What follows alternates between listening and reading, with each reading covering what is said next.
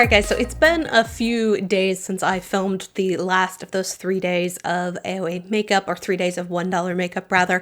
So I wanted to kind of recap. I've continued to play with a few products. I've tried a few other things that maybe I didn't film close-ups of, just so that I could try some of the other colors and things and just make sure that I had a good thought process for these particular products. So I've divided everything up into these little bins in terms of things that I really enjoy, things that I thought were just kind of okay, average, not the worst things I'd ever tried, and then kind of a pile of things that are just like hard pass, don't recommend these, not even worth $1 kind of products. So let's start with the stuff that I really enjoyed, because I was kind of surprised by how much I enjoyed some of these products. In particular, I think the thing that caught me the most off guard was the BB cream that I tried. I am in the shade Fair. They have a pretty good shade range for these. You're getting 30 milliliters in here, so just over an ounce. So it's not even that they've like taken something and really shrunk the size of it in order to make it affordable. So I'm pretty impressed with the staying power, the longevity, how well this held up on my skin, how smoothing it was. Like, I will absolutely be reaching for this, and yeah, I would highly recommend if you guys are interested in trying a sort of medium, high medium coverage BB cream that lasts all day. Once again, I have normal skin, so, but I could honestly see this working for a lot of different skin types as well. So yeah, this really caught me off guard and I really enjoyed using this. I also really enjoyed the loose powders that were in here. Now, one thing I think I called out earlier is the formula on these powders are all exactly the same. I think that the matte formula, they have a matte powder, might be slightly different formulation, but essentially the only difference between the translucent, the soft light, and then the brightening powder, which is slightly peachier, is the amount of pigment that they've added into it. So it says it may contain, and then it lists out all of the iron oxides and other colorants that are in there. So for me personally, I ended up liking this middle shade the most. This brightening shade is probably going to work really well for someone with medium skin tone.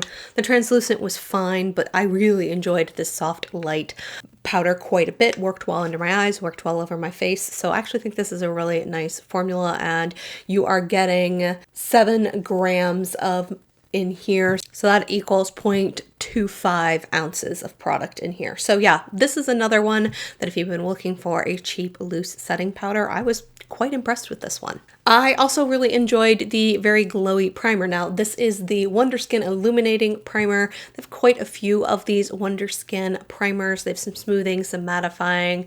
They may have a hydrating one. Quite a few of these out there. I just chose to pick up this one, but I actually thought it did a really nice job of adding a little bit of hydration and a ton of glow. So this is a very glowy primer. So if you really like glowy skin, this might be a great one to pick up. You are getting 0.67 fluid ounces in here, so not quite a fluid ounce, but still a great product. And once again, it's $1. I also really enjoyed these little luminizer drops. They're a little more subtle. They're not metallic, but they're not chunky. There's no chunky sparkly pieces in them. They just have a really nice soft glow. I kind of like that you're getting these little baby sizes, because you're not necessarily going to use up a full one of these, I personally feel like. So I like this little kind of sample size version of this. So you can either pick up the set of all 5 of them for $5.55. So this is part of their Paw Paw animal charity program, which means the 55 cents that they kind of tack on to the $1 price is what is going to go to an animal charity, and they've been collecting that money, and you can kind of see the charities they're supporting. I think they're all in the LA area, but you can also buy each one of these individually now for $1.55. Once again, that 55 cents going to an animal charity. So if one of these colors looks nice to you, I actually really did enjoy these. I don't find them to be as metallic, as an intense shimmer as the Cover FX ones are, but I actually feel like that natural finish actually makes them a little easier to work with. So I did really enjoy these, and I will probably be keeping these first 3 shades. These back 2 are little too deep for me, but these first three are actually really nice. The concealer surprised me. Now, I do want to get a different shade in this. I have the shade Porcelain, and I do feel like I want to try something that is slightly deeper. So I will probably place a second order here in a little bit for a few of these products that I want to try a different shade in, and there's a couple others we're going to talk about here in a minute that will probably go into my cart as well. But I felt like this Wondercover concealer was actually pretty intense and covered up a lot, like was almost a full coverage concealer, and I felt like if I had a shade that was maybe just a hint darker for me, a little closer to my skin tone, this was very light and brightening, I would enjoy it more, because I felt like I really did have to kind of do that triangle shape to kind of blend this brightness down and do a little sort of, what do you call it when you contour with brighter colors? So for me, I do want to try this again, but in a different shade, but the formula on this really caught me off guard as well. I also really enjoyed this brow product. So this is their Go Brow Fiber Gel, and I felt like this was really intense, almost didn't need to do any sort of pencil fill-in after I used it. And, you know, I've been using my, let's see, Essence Give Me Brow for ever now, and I really almost feel like I like this one a smidge more. So I'm going to keep using this. I think I'm just about out of my Gimme Brow. I'm feeling like there's not a lot coming out on there. So I think I'm going to throw this into just my everyday makeup drawer and let it sit there. And I may see if they have one that's like taupier brown, because I did feel like this was pretty intense. I didn't feel like it was a total bad miss for my brows, but I would love to see if they had something that was maybe a little more of like a taupey cool shade, a hint lighter. And if so, I may pick up a different shade in this, but this was a phenomenal product. Really surprised me. I also really enjoyed this eyeshadow primer. So this is from Klean Color. This is not part of their AOA studio, but this is just their matte eyeshadow primer. Really reminded me a lot of the original Urban Decay primer potion with just a hint more of a tint to it. Really was great as far as laying down a nice matte base. It didn't stay super tacky for a long time, so I also felt like I could blend shadows right over the top of it, and it was locking down my shadow, but it wasn't so sticky that like I would put the shadow down and it wouldn't want to blend around. So yeah, I definitely would recommend this as well. I also liked this little skinny mascara. So this is kind of one that I would use for my under eyes because it is such a teeny tiny little wand. I thought that because it was so teeny tiny, it actually made getting to those lower lashes really, really effective, and I didn't notice any smudging any of the days that I've worn this. So this may be one, as I run out of my CoverGirl one, that I kind of work into my rotation and use this up. I tend not to have a lot of mascaras going at the same time, but I can definitely see myself reaching for this once my CoverGirl one is gone and kind of putting that in its place. I also really enjoyed the Date Night palette from the AOA Studio line. So this one is, you're getting 9 eyeshadows, and you are also getting a eyeshadow holder with a magnetic closure and a mirror in the top. So I think that is phenomenal to me. The fact that they have eyeshadow magnetic holders for $1. I think I showed you the wooden toned one that I also bought that was $1.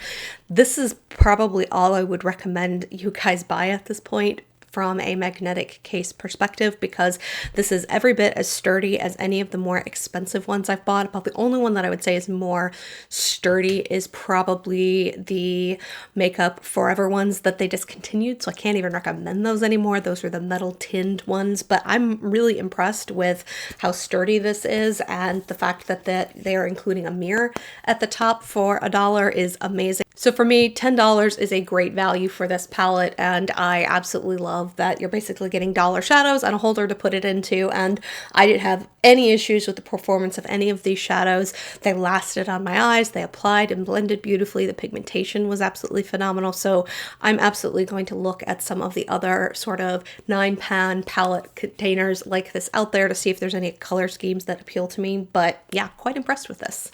I also really enjoyed these Velour eyeshadows. So these are their sort of creamy a la ColourPop styled shadows. They definitely have a nice cream to powder texture. The shade here that I have in Holiday is a beautiful taupe.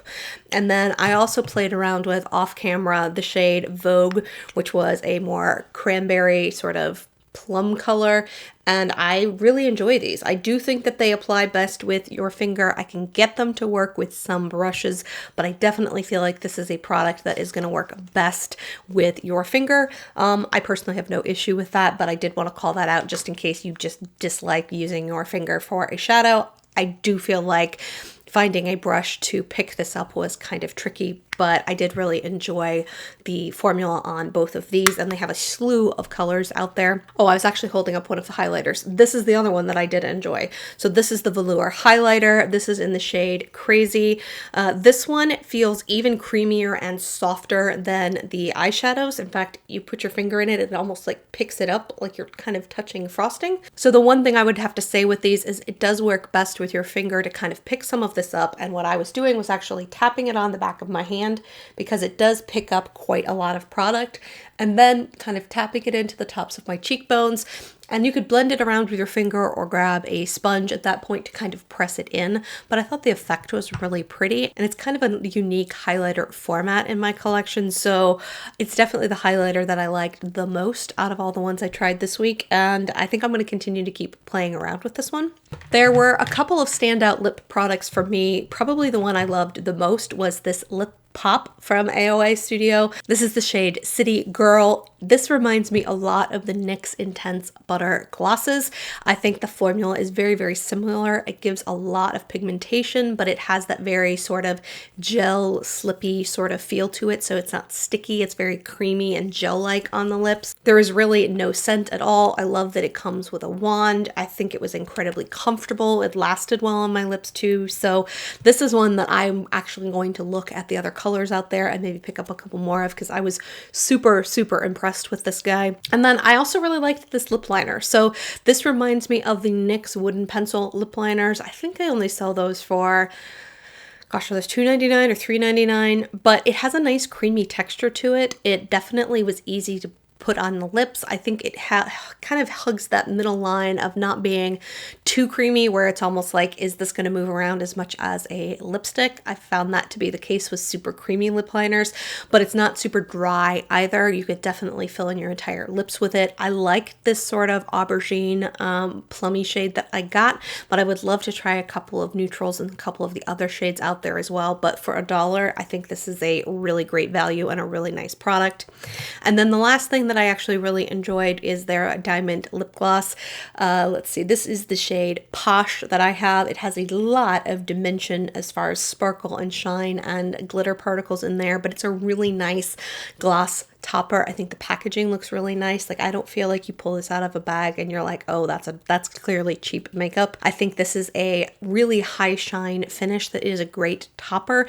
There's not a lot of base color to it, so it really is the glitter that is imparting that color. But I did really enjoy this layered up over things, and I definitely feel like I can see myself using this color in the future, and it wasn't sticky either, so I felt like it was nicely gel textured as well. So I did really enjoy that as well.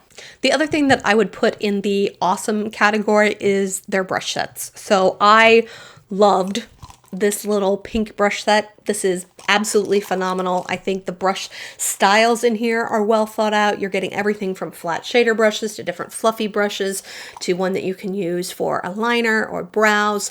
You've got little tiny detail smudger brushes. This is just a really great set. If you've been looking for a starter set of brushes, I would highly recommend them. I really enjoyed them. I think they applied shadow really well, and I will continue to use these brushes quite a bit. I also really liked some of the single brushes I got. So this is a phenomenal powder brush, the F12 brush. Great powder brush, nice and floppy, great for packing on, kind of pressing on shadows, or you can even lightly buff things around. I also liked its slightly smaller version for kind of bronzer. That worked really well. This is the F20. I enjoyed that one. Really love this little angled blush brush. This is the F14 brush. I thought this was phenomenal for blush, and then also kind of worked well for contour, although I probably would use this one for contour more because I prefer this more domed shape. This is the F13 brush. Once again, these are great brushes for $1. I have continued to use this brush for setting underneath my eyes. This is the F19 brush. It also would make a really great highlighting brush, but I've really enjoyed it for kind of fluffing powder loosely underneath or on top of concealer rather. And then a couple brushes I didn't care for. I know this is jumping around a little bit, but I didn't care for. I know this is jumping around a little bit, but I just wanted to talk about all the brushes. The E105 brush, it's kind of this sort of pointy, really dense brush. I don't know. I didn't care for the E105 brush. I also didn't really care for the cut on the E112 brush. It's very, I don't know if I got a bad one, but it's got a very sharp kind of pointy tip to it, and so I just couldn't figure out how to really use either one of these brushes effectively, so I would skip on those. If you're getting the brush set, I don't know as if you will need any of these, but the E123 brush is kind of a nice little tiny dome. I could see if you enjoy doing cut creases, this might be a great brush to kind of blend concealer and do your cut crease. And then both the E113 and the E121 are very, very, very, very similar. So as you can see, you really don't need both of these. If you need a brush like this, I would say this is probably best for kind of concealer underneath the eye. I find this kind of style to be a little big, at least for my eye shape, to pack on any sort of eyeshadow. Not a unique brush, so I would put this in the okay category, but the rest of them I really, really enjoy, and I still find it absolutely phenomenal that they've been able to launch so many different brushes for $1 out there, and I think the quality is every bit as good as any drugstore brush I've tried from Wet n Wild or from Real Techniques or from, let's see, what's the other one that everyone always wears? Oh hell, well, we're going to put Morphe in there. I haven't bought a ton of Morphe brushes, but the quality of the ones I have here are every bit as nice of any of the Morphe ones I've tried. So I have washed all of these once.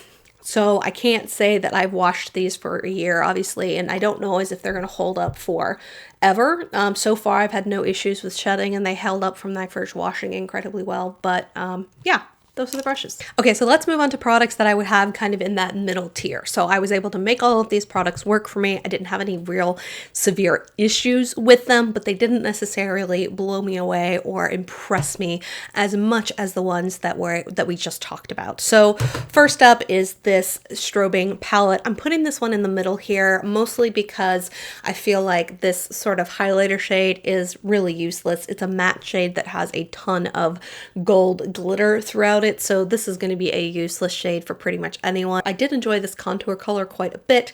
This was a smidge warm for me, so to be honest, if I wanted more of a bronzer shade, I'd have to mix these two together. And I didn't necessarily have any issues with this sort of brightening matte setting powder, but it's not typically a product that I would reach for an under eye setting powder. I would typically use a loose powder like we just talked about. So I definitely was able to use this and achieve nice looks on my skin, but to me, I don't know as if I would be telling you guys that this is like the best contour palette ever, especially when I feel like I'm really only using 2 of the shades in here. Another product that I was able to make work for me but not necessarily blow me away is their contour stick. I think it blended out and almost blended away, so I ended up having to go back in and kind of apply more in order to get any sort of contour. That blendability is awesome, but I feel like it's maybe so blendable that the first time you apply it, it blends away and you kind of have to add more in order to get that true contour. But the shade was really nice, and you know, I guess if I was going to pick a flaw for a contour stick, I guess blendability to blendable would be something that I would rather lean towards rather than having something that was more challenging to blend out. So I liked it, but I don't know as if I like this better than some of the other contour sticks that I've tried. Another product I have in kind of this mid tier, and this may be more user error than anything, is this Wonder liquid liner. It was incredibly black, but it didn't necessarily dry down 100% matte, so it definitely had some shine left on it. That may be a deal breaker for some people. The biggest reason I put this in the middle category is honestly, I just struggle with these super long, skinny brushes like this. I find that they are incredibly flimsy, and so although I was able to get a really clean black line with it, I was still very nervous as far as winging out liner and just having control over that long sort of floppy brush tip. So for me, I think this is one I could probably continue to use. It would just take a little bit of practice, and I still prefer other methods of liquid liner to something like this, but it's definitely not bad by any stretch of the imagination. Let's talk about some eyeshadow products that are in here. First up is this little Amuse Cosmetics eyeshadow palette. This had some really pretty mauve shades in here. I had absolutely no issue with this palette working. It blended out. They were a little sheer, so you definitely had to build them up, but I achieved a really pretty look with this. I don't know as if I'm going to reach for this a ton over some of the other matte eyeshadows in my collection, but I actually did think that the quality of this was really great for $1 to be able to get 8 different shades and kind of build something from light to dark. It's a really nice value. Just know you're going to have to build up the colors a little bit to get them to work. If you're okay with that, I don't think that you're gonna be upset with this palette. And when I used that Klean eyeshadow base underneath this, the colors lasted all day. I didn't have any fading by the end of the day, and that is not something that I can claim for all of the eyeshadows that I tried, and or just even the stuff at the drugstore. So not a bad little palette. Same comments about that palette that I would have for these little quads here. I found them to be blendable. I found that the shades in here were not difficult to work with. I actually think these little quads are better than the Physicians Formula little neutral quads that are out there. So if you've been eyeing a neutral quad and you've looked at those Physicians Formula ones like Canyon Classics and some of the others, I might actually point you in this direction. They're only $1, and I actually think the pigmentation on these is a little better than in those Physicians Formula ones. And I like that they've got some interesting colors in here. So you've got a very neutral one, and then you've got one that has a little bit of green and a little grungy orangey colors going in there. So these are not bad by any stretch of the imagination. I think they are a great way to have a little quad of some neutrals, and you can build full eye looks with both of these. But I definitely don't think that they are like the most mind-blowing shadows ever. We'll just put them in the nice category. In a similar vein, these AOA Wonder Studio Baked eyeshadows have really good pigmentation. I can't deny that. I do think that they are ones that work the best when you wet them, but they're a baked shadow formula, so they're meant to do that. So you get good pigmentation from these. But where you get the best shine, where you get the most longevity as well, is if you wet your brush and then apply them to your eyes. I have played around with these a little bit more, and I definitely find that when I just use them dry, I have some fading with them.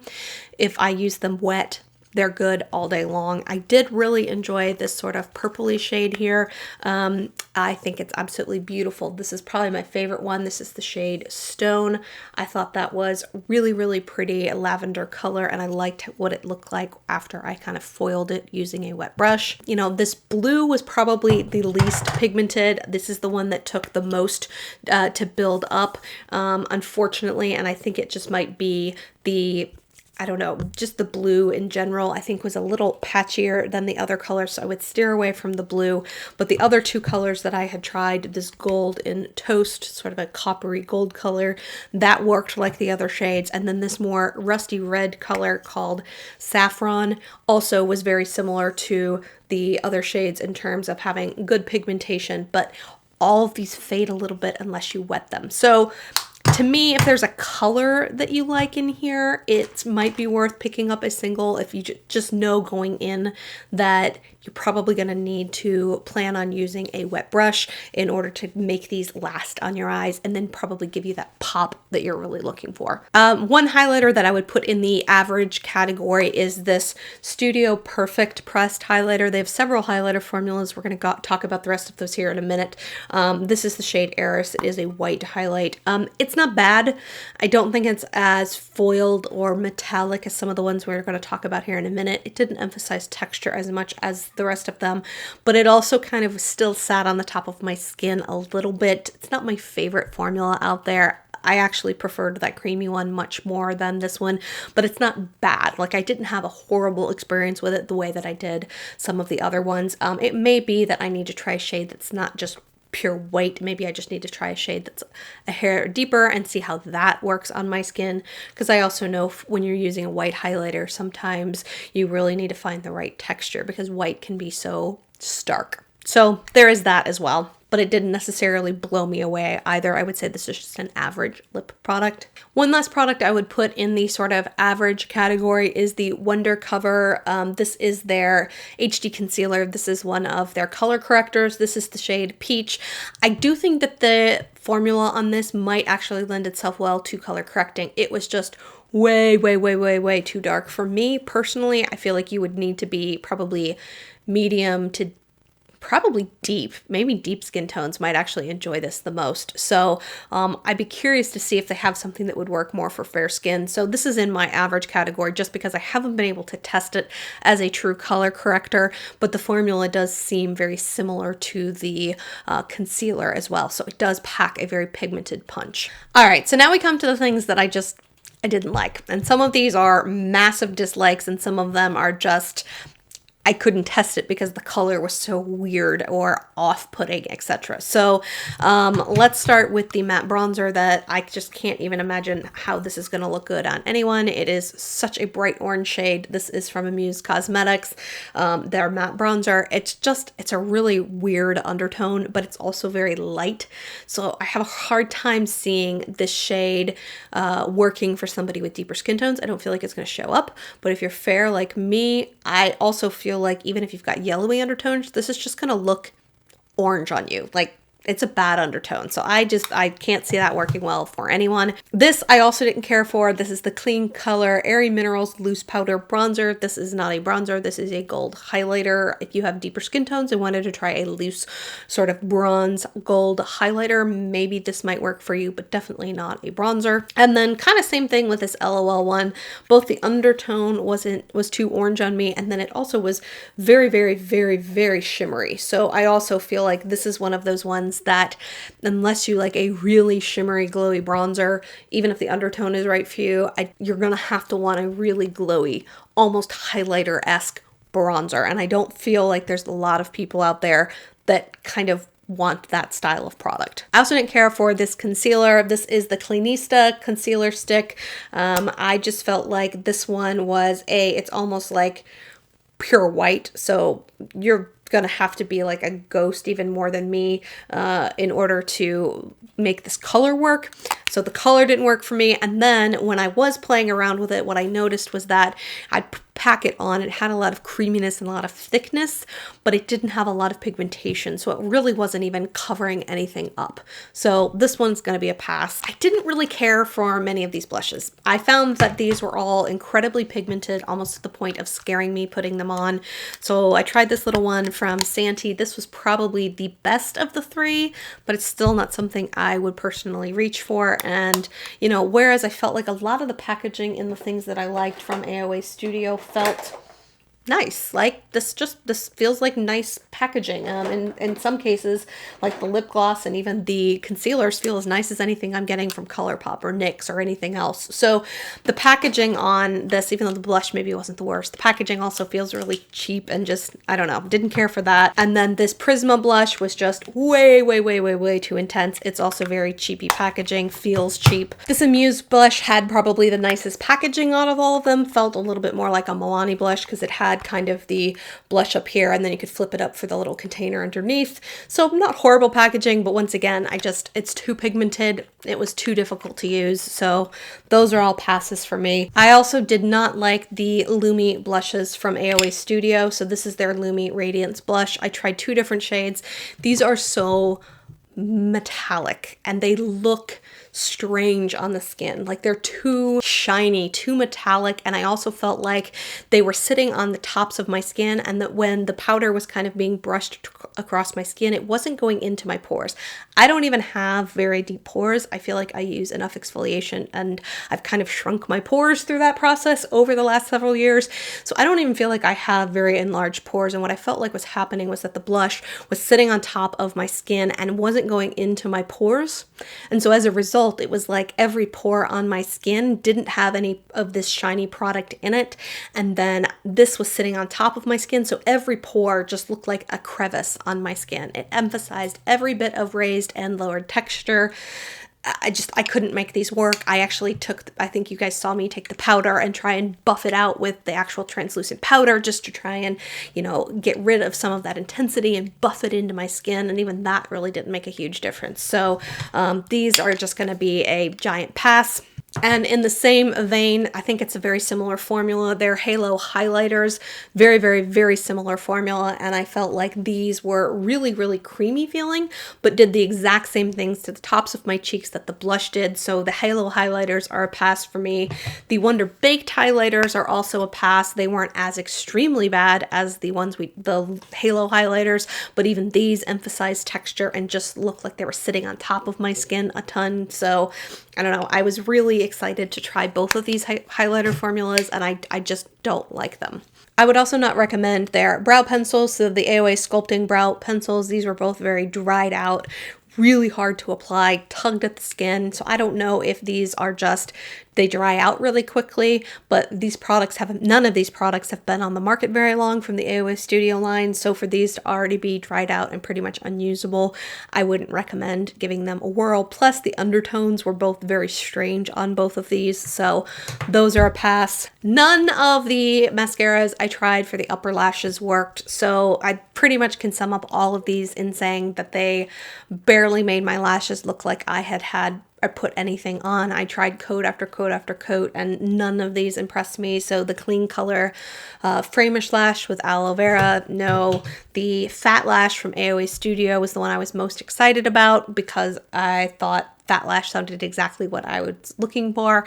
It's lengthening slightly, definitely separating, but just did nothing to build volume, and it really didn't even lengthen that much. And then the LA Colors Volume Lash, there's no volume at all to this. This is probably my favorite of the three, but it's kind of like on a scale of 1 to 10, those other ones are a 1, and this is maybe a 2, so still not something I would recommend you guys go try. This little Super Gel Intense Brow Liner, it's okay, but as you can see here, it dries out very quickly. And right now when I was just trying to do that swatch, the tip of it completely broke off. So to me, this formula kind of reminds me of the ColourPop ones in the sense that they dry out incredibly quickly. And I don't think it's worth it. There's better eyeliners on the market. So that's a pass. Also did not care for this Clean Color Madly Matte Lip Gloss. This really just got super, super sticky on me. It went on slightly glossy. It started to set down a little bit more matte. And then as it got matte, it just got really, really sticky. And so I would like press my lips together and it would be like pulling my lips apart. So no to this. And then my last kind of no item are the Santee Center Stage Miracle Matte Baked Eyeshadows. I did try this one in a video and you guys saw me use this kind of in the inner corner highlight and it seemed really nice. It fades really, really fast. So I felt like these were packed very little pigment when you first used them. You really had to build them up, and then they faded really, really quickly. And unlike the AOA Studio ones that I kind of put in that middle category, when you wet these, the intensity doesn't really build all that much. And I didn't find that the lasting power was very good on them either. So these are also going to be a pass for me. Hopefully this was helpful for you guys to kind of get a sense for what is out there on the Shop Miss A website. What are things that might be worth trying? What are things that are definite passes? Because we all love a good deal on a $1 makeup item. If it's awesome, is fantastic, but I kind of hold all of my makeup to the same standard, even if it's $1 or $100. Like, I want it to perform well. I want to enjoy using it.